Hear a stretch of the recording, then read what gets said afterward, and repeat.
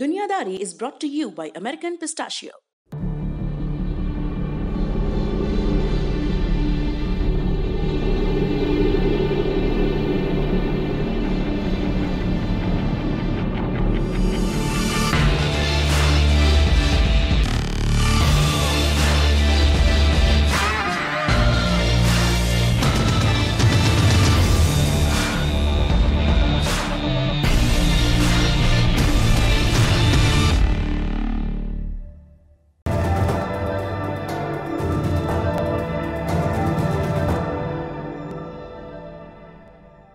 नमस्ते, मेरा नाम सौरभ द्विवेदी है और ये लल्लन टॉप का इंटरनेशनल न्यूज़ बुलेटिन दुनियादारी है। सबसे पहले आप ये तस्वीरें देखिए। बीजिंग में कुहनी मिलाते एक तरफ चीन के विदेश मंत्री वांग यी और दूसरी तरफ पाकिस्तान के विदेश मंत्री शाह महमूद कुरैशी। कोरोना काल चल रहा है तो शायद हाथ मिलाने के बजाय कुहनी मिला लिए, क्योंकि नमस्ते तो करेंगे नहीं। ये तस्वीर 2-3 दिन से पाकिस्तानी मीडिया और सोशल मीडिया पर खूब घूम रही है, मीम भी बन रहे हैं। लेकिन इस तस्वीर को लेकर हमारी दिलचस्पी कुहनी मिलाने में नहीं है, इसके डिप्लोमेटिक मायनों में है, जिसमें पाकिस्तान की हार और जीत दोनों छिपी हैं। पहले पाकिस्तान की डिप्लोमेटिक डिफीट वाली वो कहानी सुन लीजिए, जिसे जीत में बदलने के लिए विदेश मंत्री चीन की तरफ भागे। कश्मीर के मुद्दे को लेकर पाकिस्तान इस्लामिक देशों से जैसा सहयोग चाहता था वो नहीं मिला, तो इस बात की पाकिस्तान को झल्लाहट थी, और सबसे ज़्यादा झल्लाहट सऊदी अरब को लेकर, क्योंकि इस्लामिक देशों के संगठन OIC यानी ऑर्गेनाइजेशन ऑफ इस्लामिक कोऑपरेशन, इसमें सऊदी अरब का दबदबा है, और इस संगठन ने पाकिस्तान के मन मुताबिक दिलचस्पी मसलन कश्मीर से धारा 370 हटाए जाने के बाद भी नहीं दिखाई। ये तो थी सऊदी अरब की बात, लेकिन पाकिस्तान को तुर्की का साथ मिला। तुर्की के राष्ट्रपति अर्दोगन भी लगातार ये कोशिश कर रहे हैं कि सऊदी अरब के बजाय मुस्लिम देश उनको अपना नेता माने। बरसों से पाकिस्तान और सऊदी अरब की अच्छी दोस्ती रही है।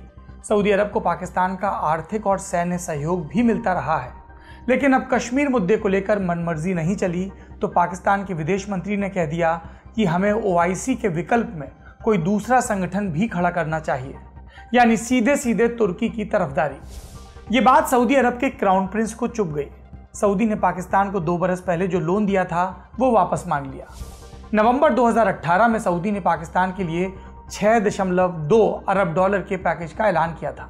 इसमें 3 अरब डॉलर का लोन और 3.2 अरब डॉलर का तेल उधार देने की बात थी, लेकिन अब सऊदी अरब दोनों ही बातों से पलट गया।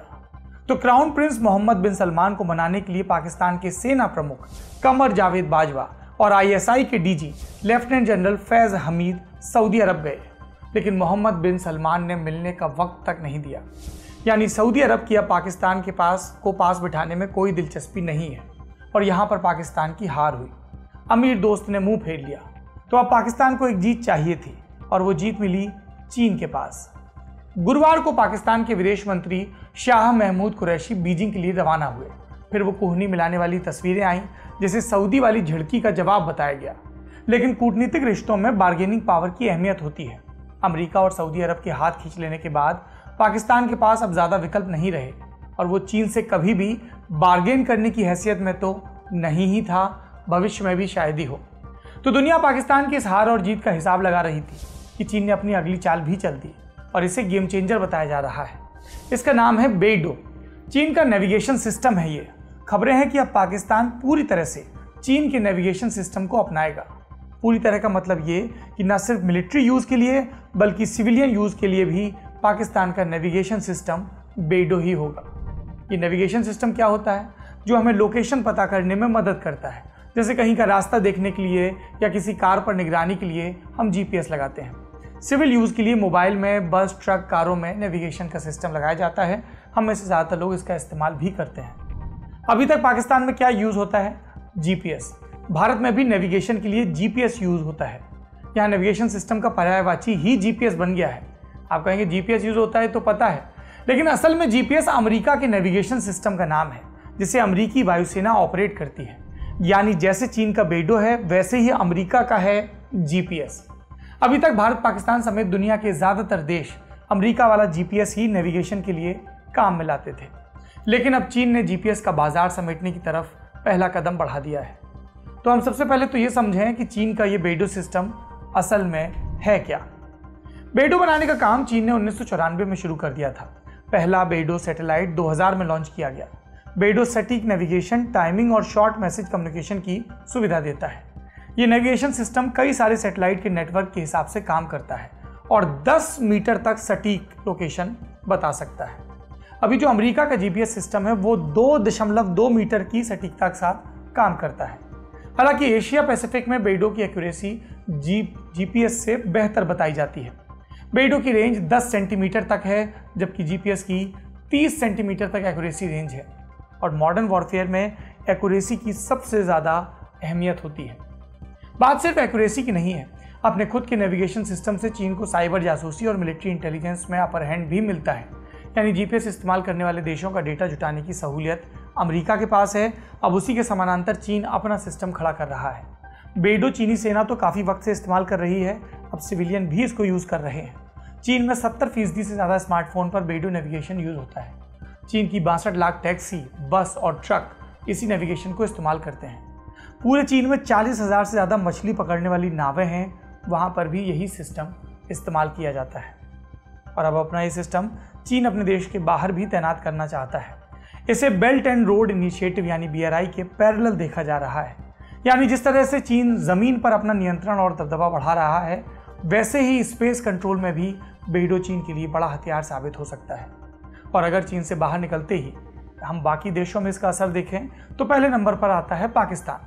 2018 में न्यूयॉर्क टाइम्स ने लिखा था कि पाकिस्तान पहला ऐसा देश है जो बेडो का वही वर्जन इस्तेमाल कर रहा है जो चीनी सेना यानी कि PLA इस्तेमाल कर रही है।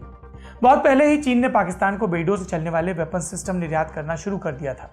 पाकिस्तानी एयरफोर्स के फाइटर जेट JF-17 में बेडो नेविगेशन सिस्टम ही लगा है। इसके अलावा पाकिस्तान की राद 2 क्रूज मिसाइल में भी बेडो नेविगेशन सिस्टम लगा है। और अब दूसरे चरण में पाकिस्तान पूरी तरह से नेविगेशन की सुविधा चीन से लेने की तैयारी कर रहा है। चाइनीज सैटेलाइट नेविगेशन ऑफिस यानी कि CSNO पाकिस्तान में बेडो वाला कंटिन्यूसली ऑपरेटिंग रडार स्टेशन लगाने की तैयारी में है और इसी से पाकिस्तान के मोबाइल फ़ोनों और वाहनों में नेविगेशन वाले ऐप चलेंगे। इसके अलावा सर्वे और मैपिंग या फिर कंस्ट्रक्शन और साइंटिफिक अध्ययन में भी ये मददगार होगा। चीन ने पाकिस्तान के हालात का फ़ायदा उठाते हुए बेडोमय करने के लिए उसको राज़ी कर लिया। इसके बाद वो बेडो उन देशों को भी बेचेगा जो बेल्ट एंड रोड इनिशिएटिव का हिस्सा है। BRI के सदस्य कुछ देशों में तो ये इस्तेमाल होने भी लगा है।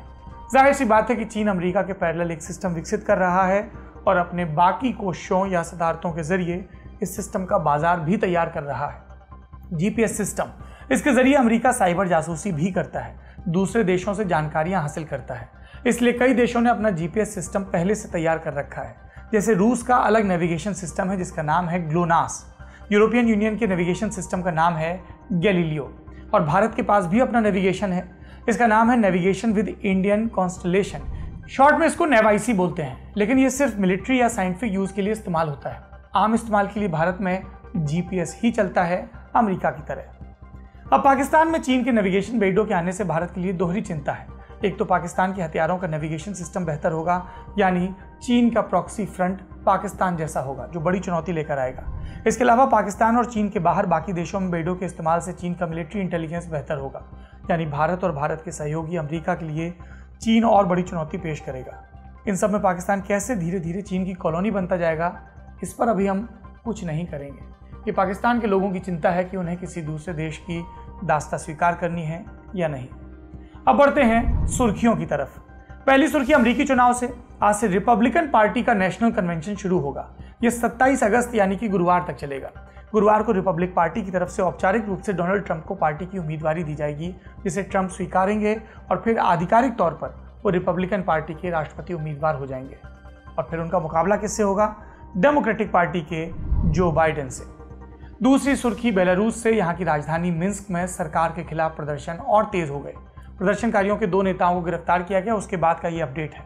15 दिन में 2 लाख से ज़्यादा लोग राष्ट्रपति अलेक्जेंडर लुकाशेंको के इस्तीफे की मांग पर उग्र प्रदर्शन कर रहे हैं। लुकाशेंको 26 साल से बेलारूस के शासक हैं। 9 अगस्त को चुनाव में वो दोबारा जीत गए, लेकिन विपक्षी पार्टियों का और जनता का आरोप है कि इन चुनाव में भी पिछले कई चुनावों की तरह धांधली हुई।